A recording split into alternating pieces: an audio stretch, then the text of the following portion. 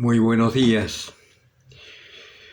En este viernes vamos a meditar del Evangelio de Mateo, el capítulo 13, los versículos 54 al 58. Y dice así: En aquel tiempo Jesús, viniendo a su patria, les enseñaba en su sinagoga, de tal manera que decían maravillados: ¿de dónde le viene a éste esa sabiduría y esos milagros? ¿No es este el hijo del carpintero? ¿No se llama su madre María y sus hermanos Santiago, José, Simón y Judas? ¿Y sus hermanas no están todas entre nosotros?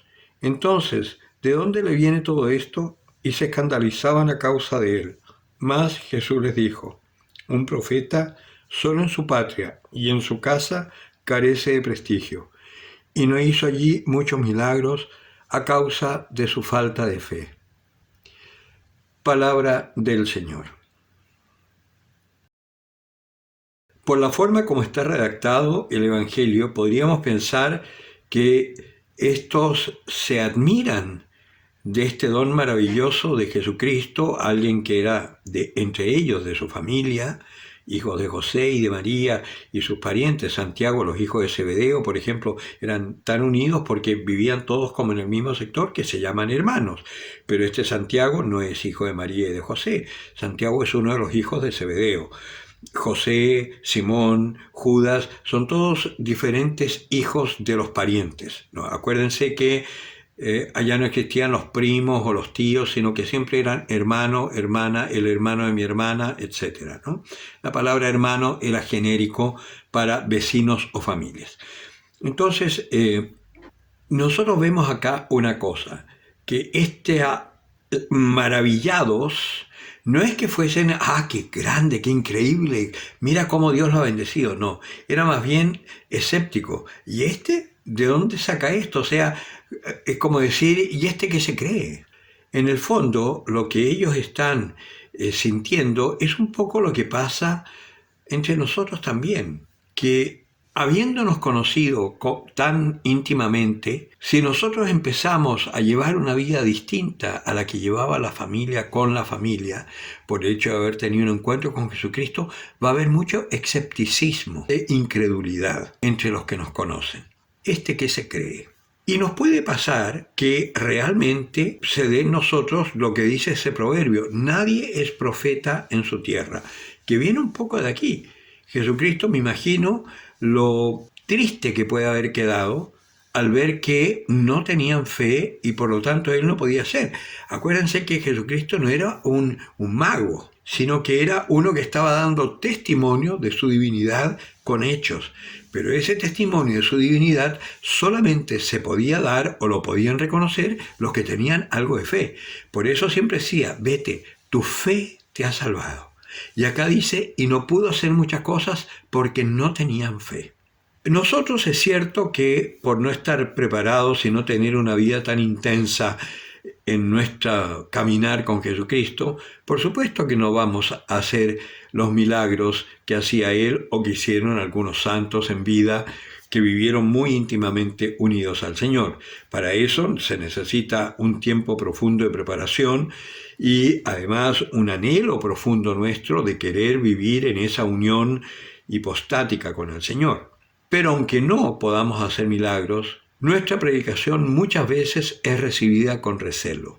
¿Cómo se puede hacer entonces para que la gente acepte el anuncio de Jesucristo y acepte que tu palabra es una palabra de vida? Cuando después de mucho tiempo, habiendo vivido tú buscando al Señor y dejándote tocar por Él, tu vida sea transformada visiblemente para otros. Quizás tú nunca te des cuenta que el Señor ha transformado tu vida, pero sí otros lo verán.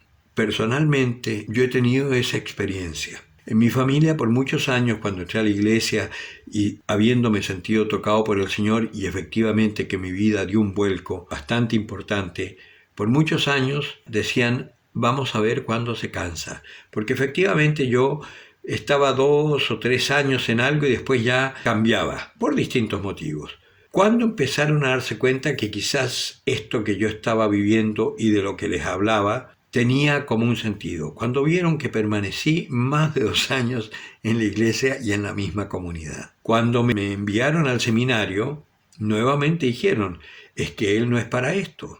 Vamos a ver cuánto aguanta. Mientras tanto, quienes no me conocían allá en Colombia se daban cuenta de algo que yo no me daba cuenta, porque tuve mucho combate, porque la verdad es que es muy poco lo que yo he cambiado. Sin embargo, la gente ve otra cosa. Y mi familia, cuando llegué a la ordenación, no lo podían creer.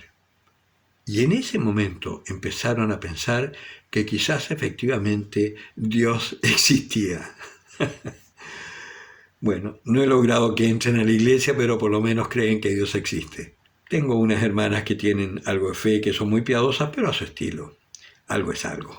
Nosotros vamos a pasar por eso, pero está bien, porque si Jesucristo lo vivió, ¿por qué no lo vamos a vivir nosotros? Y si Jesucristo, que incluso podía hacer milagros y grandes prodigios, igual no le creyeron e igual sufrió el desprecio, la indiferencia, la persecución, si nosotros queremos ser cristianos, no podemos vivir menos que eso. Así que ánimo, no tengamos miedo, preparémonos, hablemos cuando veamos que es necesario dar una palabra de vida, anunciemos el amor que Dios nos tiene y si no hacemos el milagro físico de hacer caminar a un paralítico, capaz que hagamos el milagro moral de hacer que ese hombre se acerque a la iglesia porque le llama la atención cómo tú puedes perdonar, cómo tú puedes amar, y todo eso es por el don de Dios. Y cuando te digan cómo puedes aguantar eso, porque Dios me sostiene, porque conozco al Señor. ¿Y dónde lo conociste? Y ahí da razón de tu fe. Podemos hacer mucho. Y en esta época, aunque no lo creamos, hay mucha más gente que está esperando con ansia una palabra de vida que la gente que está en contra de Dios y de su iglesia. No tengas complejo de decir que eres católico, que eres cristiano. Bueno, yo no digo que soy cristiano. Honestamente, a mí me dicen, ¿y usted qué es cura? Le digo, yo soy un proyecto de cristiano. Como cura soy un desastre. Como persona estoy en vía de conversión. Soy un proyecto de cristiano y espero algún día llegar a serlo. Pero soy católico. Y estoy feliz de estar en la Iglesia Católica, estoy feliz de obedecer a mi obispo, estoy feliz del ministerio que el Señor me dio. Tú como laico puedes decir lo mismo, porque también tienes un ministerio igual que yo, el sacerdocio común. No nos olvidemos nunca, somos un pueblo de profetas, sacerdotes y reyes. El que tenga oídos para oír, que oiga.